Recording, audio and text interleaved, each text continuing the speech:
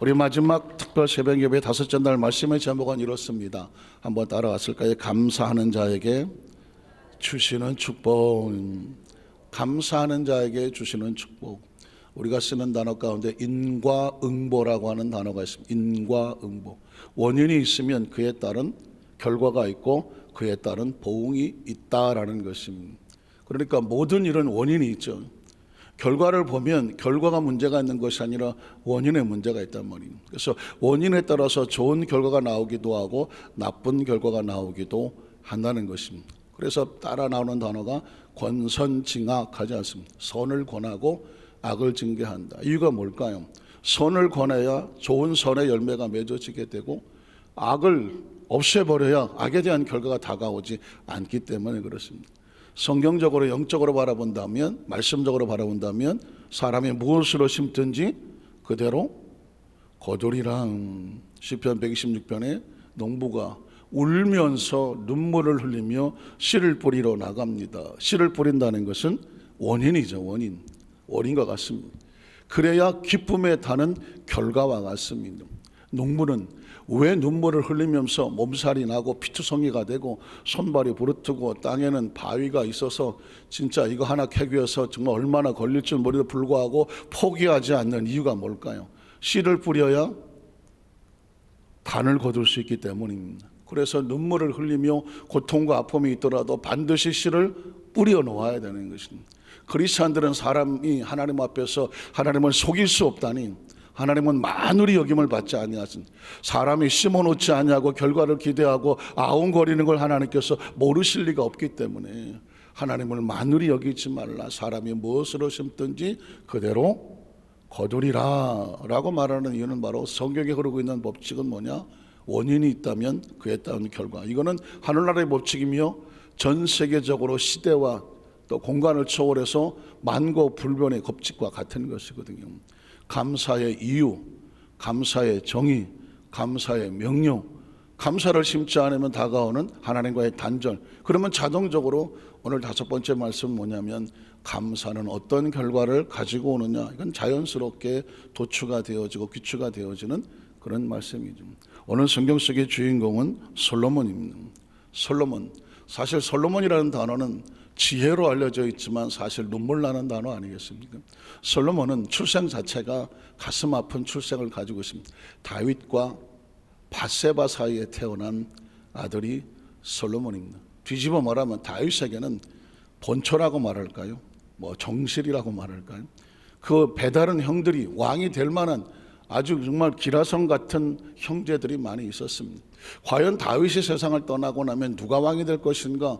피차에 우리식으로 말하면 뭐 태자 책봉을 받은 사람도 있겠고 뭐 거기에 1, 2, 3들이 있어서 어떻게든지 암투가 심하게 벌어질 것입니다. 각자 자기들 마음속에 대권을 꿈꾸면서 내가 왕이 될 거야 아니 되고 싶다라고 말할지 모르겠습니다. 그런데 성경을 찾아보니까 알아서 다 떨어지더라고요. 알아서 다 욕심을 내고 다윗을 대적하기도 하고 하나님을 떠나기도 하니까 자연스럽게 다 떨어져 나가고 한 사람이 남더라고요. 그 한 사람이 누구냐? 솔로몬이라는 것입니다. 솔로몬은 태생부터도 아픔이고 자라는 과정 속에도 얼마나 많은 사람들이 손가락질을 하겠습니다.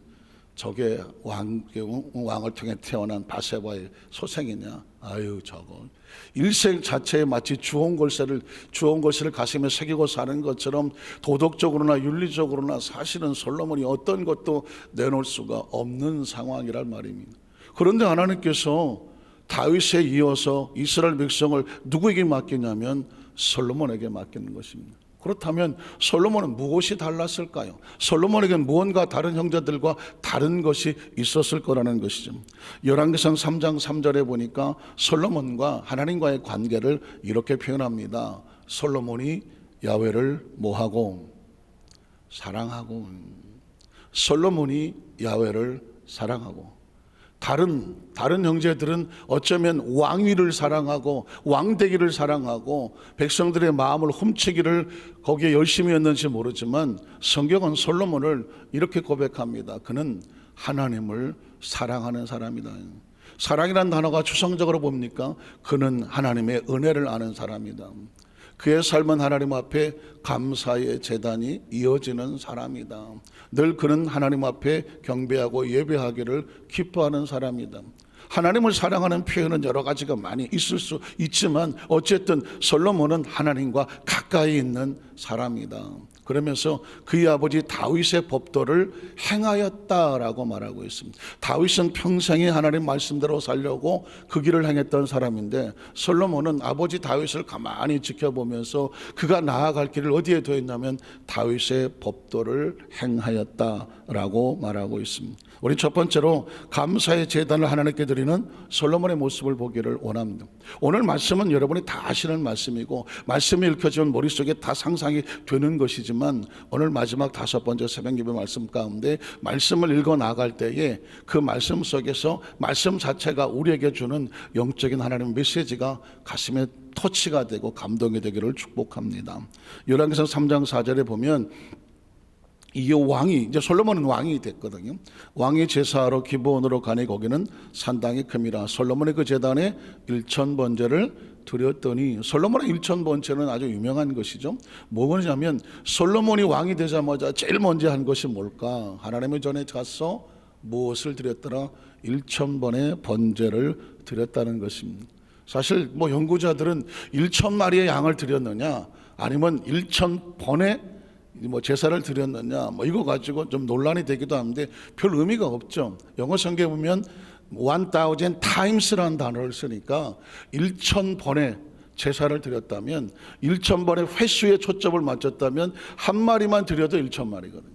한 마리만 드려도. 그러니까 중요한 것은 1000마리가 됐던 1000번의 제사가 됐던 1000번이나 이 솔로몬은 하나님 앞에 엎드려서 감사의 예물, 감사의 제단, 하나님 앞에 어떻게 해서든지 내가 할 수 없는 내가, 왕이 될 수 없는 내가 하나님의 은혜로 왕이 되었으니 이 모든 것에 대한 감사의 고백을 어떻게 표현할까? 그가 선택한 것은 1000번이라고 하는 단어입니다. 사실 그 당시에 1000번이란 어마어마한 숫자죠. 사실 지금 우리는 조, 경 이러고 있지만 예전에는 1000만이면 다 합니다. 그래서 그 이상의 숫자가 교육이 잘 어떻게 상상이 안 되던 시대니까 1000번이라고 하면 솔로몬이 할 수 있는 최상의 마음의 최고의 마음의 전달과 같은 것입니다. 감사란 그런 것입니다. 내가 할 수 있는 것에 최선. 각자 처지가 다 다른 거니까 내가 할 수 있는 것의 최선이 바로 솔로몬의 1000번제와 같이 하나님 앞에 드려지는 것입니다. 두 번째로 감사의 제단과 제물에 대한 하나님의 반응입니다. 하나님은 놀랍게 뭐에 반응을 하시냐면 하나님의 백성들이 하나님을 향한 사랑과 경배와 감사의 심령이 터치를 하면 거기에 반응을 안 하실 수가 없는 거죠.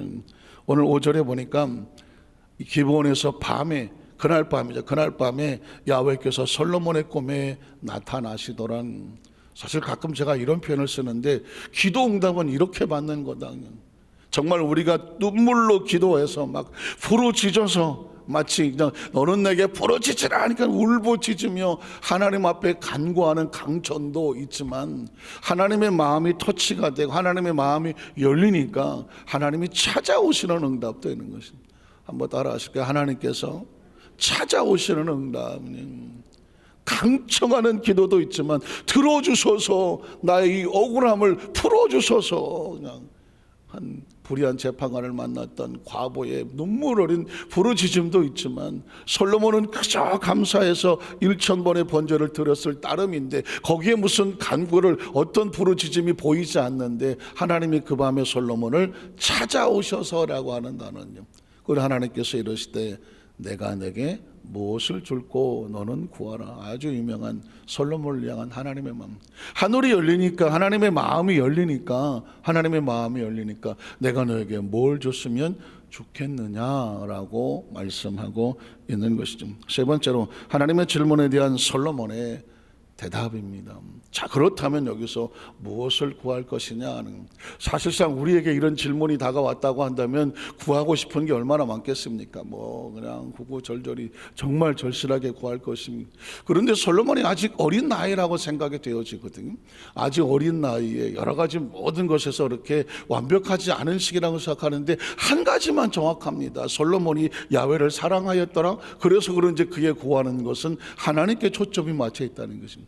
사실상은 모든 것이 인간적인 자기 중심적이게 사실은 맞는데 하나님의 초점 맞춘다는 것이 얼마나 어렵습니까? 최근에 어느 기사에 보니까는 한세대 출신했던 차준희 교수라고 하는 구약학 박사, 우리나라의 구약을 스토리로 얘기하는 유명한 교수 중에 한 분인데, 그분이 뭐 책을 하나, 이사야 강해서를 썼다.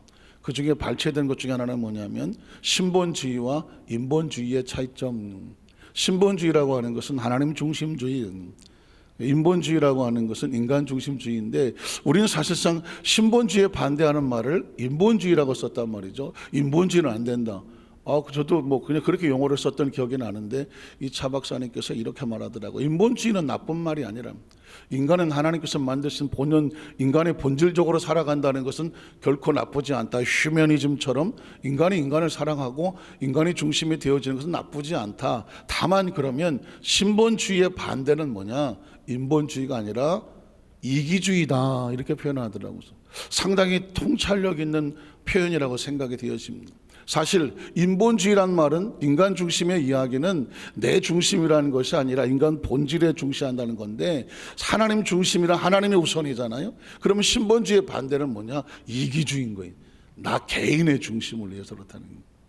자, 오늘 솔로몬이 하나님 앞에 구하는 것은 자기 나를 위해서, 내 거를 위해서 구하는 것이 아니라 하나님의 중심과 사명을 위해서 하나님 신본주의로 구하더라는 것이죠. 오늘 6, 7, 8을 한번 보면, 솔로몬이 이르되 주의 종 내 아버지 다윗이, 솔로몬은 아버지의 이름을 먼저 언급을 합니다. 하나님의 종 내 아버지 다윗이 성실과 공의와 정직한 마음으로 주와 함께 주 앞에서 행하였으므로 주께서 그에게 큰 은혜를 베풀어 주셨습니다. 아버지께 베풀어 주신 하나님의 큰 은혜를 먼저 감사의 고백을 하고 있습니다. 또한 주께서 또 그를 위하여 이 큰 은혜를 항상 주셨고 오늘과 같이 그의 자리에 앉을 아들을 그에게 주셨습니다. 그러니까 하나님께서 은혜를 주셔서 다윗이 왕이 되었던 것처럼 나도 하나님의 은혜 중에 은혜, 큰 은혜로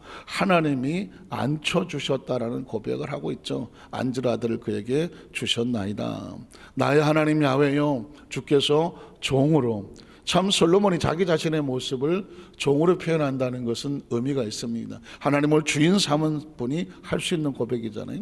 종으로 종의 아버지 다윗을 대신하여 왕이 되게 하셨사오나, 종은 작은 아이와 같아서 출입할 줄은, 들어오고 나가고 이 표현이죠. 어떤 문학적 표현이라고 할 수가 있는데, 정말 앉았다 일어나기도 잘 못하고 뭐 어디로 나갈지도 잘 하지 못한다, 자신을 극도로 낮추고 있는 그런 모습을 말하는, 출입할 줄을 알지 못하고 또 주께서 택하신 백성 가운데 있습니다. 그러나 그들은 큰 백성이라 수요가 많아서 셀 수도 없고 기록할 수도 없사오니 누가 주의 많은 백성들을 재판할 수가 있겠습니까? 그래서 무엇을 달라고 말합니까? 듣는 마음을 종에게 주십시오. 그 전에 성경은 지혜로운 마음을 주셔서, 지혜로운 마음을 주셔서, 또 이 마음, 지혜가 뭐냐? 그 사람의 이야기와 생각과 무엇인지를 잘 들을 수 있는 마음, 듣는 마음을 종에게 주사 주의 백성을 재판하여 무엇이 옳고 그른지, 무슨 뭐 선악을 따지자는 것보다 또 어떻게 하면 억울한 사람이 없으며 어떤 사람에게 어떤 옳은 일을 드러낼 수 있을지 종에게 그 능력을 주시옵소서. 한마디로 말하면 사명을 위한 기도 아니겠습니까? 하나님께서 나에게 왕의 직분을 맡겨주셨으니 책임이 있지 않습니까? 왕의 책임이 무엇일까? 백성들에게 억울한 일이 없게 하고 옳고 그른 일을 잘 분별해서 잘하게 그들의 삶 가운데 정의와 질서가 세워지기를 원하여 하나님께서 이 마음을 주시옵소서. 오늘 저와 여러분의 기도 제목에 어떤 것을 구하든지 그 목적은 뭐냐? 사명을 위한 것이에요. 사명. 하나님께서 내게 맡겨진 직분, 사명, 직책, 은혜, 지금 내 삶을 살아가면서 하나님 앞에서 삶이 무엇이 되었더라, 그로 인하여 하나님의 나라 속에 하나님께서 원하시는 것으로 말미암아 하나님 나라의 기쁨이 되었더라. 이게 솔로몬의 기도 제목인 것입니다.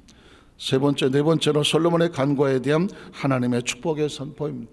어떻게 보면 그냥 하나님께서 솔로몬이 말할 때마다 좋아서 어쩔 줄을 모르는 것 같은 그런 심령이 성경 속에서 느껴집니다. 너 어떻게 하는 짓마다 이렇게 이쁘냐? 뭐 그런 표현 써보지 않습니까? 그냥 막 좋아서 어쩔 줄을 모르시고, 왜? 하나는 구구절절히 하나님의 마음에 아주 쏙쏙 들어맞았습니다. 때문에 성경은 이렇게 표현합니다. 10절에 보니까 솔로몬이 이것을 구하매 그 말씀이 주의 마음에 어떻게 됐더라? 들었더라. 어쩌면 이것을 저와 여러분의 평소의 기도 제목으로 삼아도 될 것 같아. 하나님, 내 삶이 하나님의 마음에 흡족하게 하여 주시옵소서. 하나님의 마음에 들게 하여 주시옵소서. 누가 이런 소리를 들었습니까? 다윗이 들었잖아요. 다윗은 내 마음에 합한 자랑, 마음과 마음이 맞았다는 것입니다. 맞아떨어지는, 하나님, 제 삶이 하나님의 마음에 맞아떨어지는 합한 자가 되게 하여 주시옵소서. 제가 무엇을 하든 하나님께서 야, 너 내 마음에 든다, 이런 도전해보고 싶지 않습니까? 이런 칭찬 들어보고 싶지 않습니까? 이런 마음의 거룩한 도전을 가슴에 목표로 삼고 사람들이 뭐라고 해서가 아니라 하나님의 마음의 기쁨이 되고 싶지 않습니까? 너무나 뻔한 이야기 같은 솔로몬의 이야기가 오늘 새벽 예배 5번째 마지막 결론으로 드려지는 이유가 무엇이냐면, 이 마음의 소원이 우리 마음속에 감사로 끝나지 아니하고 도전하는 마음까지 이어지기를 간절히 소원합니다. 주의 마음에 든지라. 그 다음 절을 보면, 이 하나님의 그에게 이르시되 내가 이것을 구하도다 자기를 위하여 장수하기를 구하지도 아니하며 부하기도 구하지 아니하며 자기 원수의 생명을 멸하기도 구하지 아니하고 오직 송사를 듣고 분별하는 지혜를 구했다는 것입니다. 사실 모든 사람은 주여 하나님 나로 장수하게 해주십시오, 나에게 많은 물질을 주시고 권세도 주십시오, 아주 꼴보기 싫은 저것들 아주 다 때려주고 주시옵소서, 이게 인간이 가질 수 있는 본질적인 것입니다. 그 말이 하나님 입으로부터 나오는 것입니다. 어쩌면 넌 네 장수를 구하지도 않니, 너에게 부하기도 구하지 않니, 원수가 멸하기도 구하지 않니. 이거 보통 사람들이 다 하는 건데 왜 그런 걸 구하지 않고 오직 송사를 듣고 분별하는 지혜를 구하니? 하나님 마음이 뜨거울 수밖에 없습니다. 그래서 어떻게 합니까? 그 다음 절 보면 내가 내 말대로 하여 내게 지혜롭고 총명한 마음을 주노니 네 앞에도 너와 같은 자가 없었거니와 네 뒤에도 너와 같은 자가 일어남이 없으리라. 내가 구하지 아니한 부귀와 영광도 내게 주노니 내 평생의 왕들 중에 너와 같은 자가 없을 것이다. 내가 만일 내 아버지 다윗 생각같이, 하나님은 감정과 기분으로 움직이지 않습니까? 움직이지 않습니다. 원리와 법칙으로만 움직이는 것입니다. 그럼에도 불구하고 내 아버지 다윗이 행함과 같이 내 길로 행하며 내 법도와 명령을 지키면, 나의 원칙을 지키면, 하나님 나라의 원칙을 지키면 어떻게 되냐면 내가 구하지 않은 내 날수도 길게 하리라는 것입니다. 신앙은 절대로 기분과 감정이 아닙니다. 신앙은 철저하게 하늘의 법칙과 원칙으로 움직여지는 것입니다. 그래서 그 다음 절을 보면 이렇게 말하죠. 솔로몬이 깨어보니 꿈이더라. 이에 예루살렘에 이르러 야훼 언약궤 앞에 서서 번제와, 또다시 솔로몬의 삶은 감사의 제물이었습니다. 번제와 감사의 제물을 드리고 모든 신하들을 위하여 잔치하였더라. 말씀을 정리하기를 원합니다. 솔로몬은 어떻게 보면 태생부터 가장 눈물 나고 가장 모든 면에 불리하고 사람들의 손가락질과 조롱받기에 충분하고, 그가 비록 왕궁에 자랐지만 하루라도 뛰쳐나고 싶을 정도로 그의 삶은 고통과 매일매일 슬픔의 날이었을지도 모릅니다. 그것을 이겨낼 수 있었던 단어 하나는 솔로몬은 야훼를 사랑하였다라는 겁니다. 이 어렵고 힘든 시대에 세상을 보고 뉴스를 보고 돌아온 소식을 들어도 어느 곳 하나 우리 마음속에 정말 기쁨을 줄 만한 소식들이 잘 들어오지가 않은 시대에 크리스천은 어디에 소망을 두냐면 하나님을 사랑하였더라는 거예요. 그리고 그것이 주어진 크든지 작든지, 그것이 비록 1,000번이 아니라고 할지라도 1,000번의 감사의 고백이 된다고 할지라도 하나님의 마음을 움직이고, 하나님께서 내가 내게 무엇을 줄고 하나님의 마음이 열리고, 우리의 기도의 제목은 잘 살기를 구하는 것도 아니고 오래 살기를 구하는 것도 아니고 원수가 멸해지는 것도 구하는 것도 아니고, 이 상황 속에서 내가 어떻게 하면 하나님께서 원하시고 기뻐하시는 일을 할 수 있을지 듣는 마음, 지혜로운 마음, 하나님 은혜를 더하여 주시옵소서. 그러면 내가 구하지 아니한 것조차도 이미 알고 계시니까, 장수도 필요한 것 알고 있고 부귀도 필요한 것도 알고 있고, 그리고 우리의 삶 가운데 정말 여러 가지 힘들고 어려운 가운데 올바른 우리의 모습이 드러나게 하는 것도 알고 계시오니, 하나님의 마음에 들면 나머지 것은 그냥 따라오는 것과 같죠. 남은 생에 저와 여러분이 그의 삶은 하나님의 마음에 들었더라. 이게 우리 마지막 묘비병에 새겨져야 될 어떤 표현이 아닐까요? 주여 우리의 그런 은혜를 주시고, 그 사람은 평생 하나님 마음에 들었던 사람이다. 그것이 오늘 저와 여러분의 삶의 아름다운 표적이 되고 우리의 삶의 아름다운 삶의 한 줄의 평이 되시기를 주님의 이름으로 축복합니다. 기도하겠습니다. 하나님 아버지 감사합니다.